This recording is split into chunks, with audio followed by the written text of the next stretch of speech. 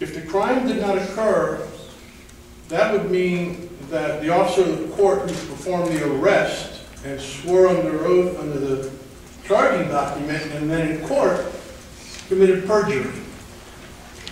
And sir, Theodore Seaman is not a liar. When the shame for my department of the river cops happened, Chief Clarence Dixon told him to get to the bottom.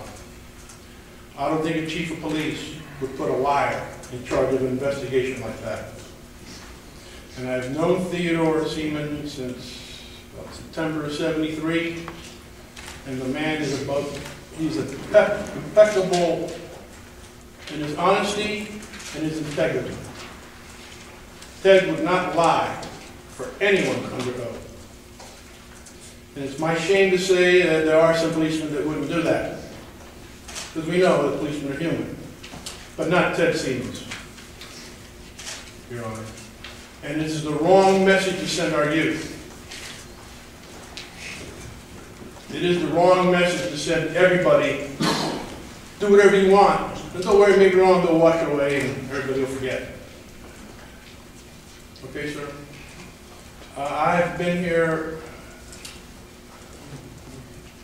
in considerable pain because I cannot take pain pills and drop them. I got a long ride home. But it's worth it.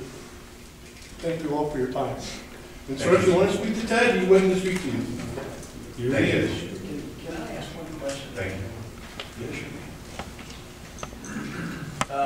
The officer that was the arresting officer that you know, did he actually see this, or was he acting on the state's attorney's file to make the arrest? He told me when we talked about this that he was there. But did he actually see it? That's what he told me. He was there.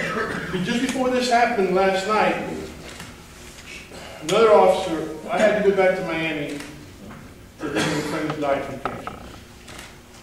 Could have days, could have weeks. And it happened to coincide with our PBA's Christmas dinner. And of course, the conversation came up with this, and there were several people that were there.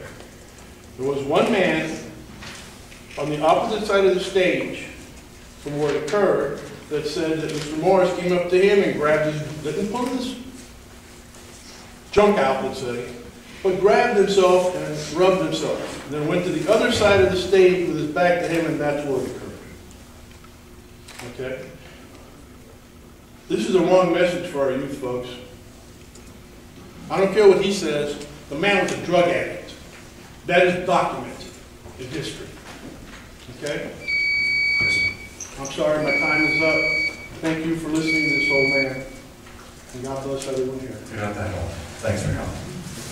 Governor, the officer says that the arresting officer can be available on the phone in 3 minutes. I don't know if it's appropriate, but certainly I assume you have the technical means of listening to him and answering Commissioner Morrison's question if he wishes it. If I don't know if he does. Well, Governor, if I might, I'm still not sure. I mean, he was there, we know he was there, but there is some, my point as a police officer is, I saw that happen directly with my own 2 eyes. I have the right under the law to make that arrest without any warrant from a prosecutor. It's a commission of a crime in the presence of a police officer. This arrest happened 4 days later, which kind of tells me that there was some testimony to that fact, but the officer maybe didn't see the whole thing, but was thinking something was going on.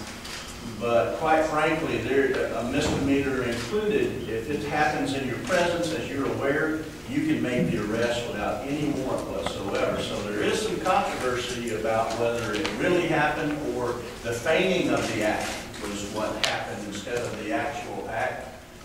And I hate to say this, sir, and you're absolutely right. He did use drugs. There's no doubt about that, and it probably and possibly killed him.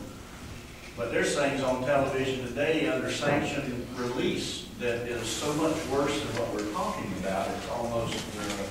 It's almost shameful with what's on television today. That includes a lot more than what happened here.